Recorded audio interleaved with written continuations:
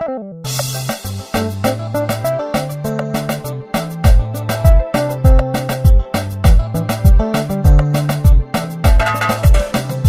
baya da tausayi na fada dausayi, so ni ya cutar da ni, so ya cutar da ni.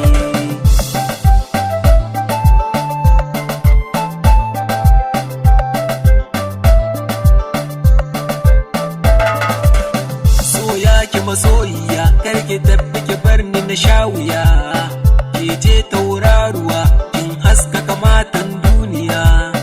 Rayuwa ta sai da ke, ya zan yi ni in babu ke, soye mini lahani ya sani a fargaban wace ce za ta kula da ni.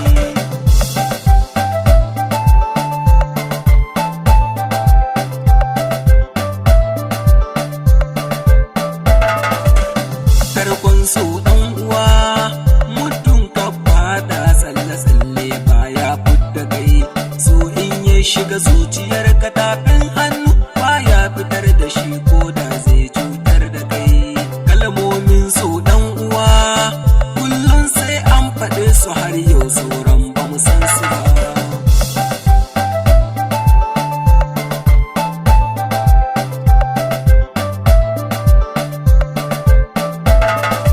So ya saka ni a damuwa, a farko ya sa ni farin ciki, a ƙarshe ya je bai san ni ba.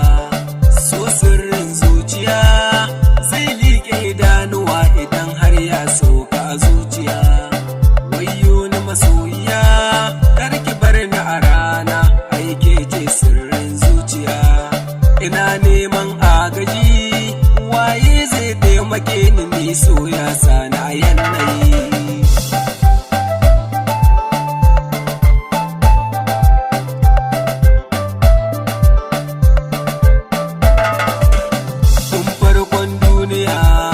Kake nan a duniya amma duka nan ba mu san shi ba. Manyan mahaɗa da yaran ba sai ka bincika ba, sau kowa shi ya saka gaba. So bayar nazari zai haɗa ka da gimbiya diyar sarki ko baka santa ba. So jigon rayuwa, so shi ne sulamma amma duka nan ba mu san shi ba.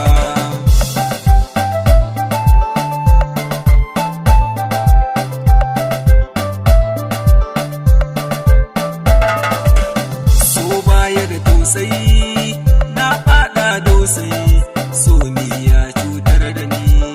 So baya da tausayi, da yana da tausayi da bai sani a yanayi. Masoyiya ta tafi, ta bar ni cikin tunani dare da rana safiya. So baya da tausayi, sai kaya a hankali in ya saka a dausayi.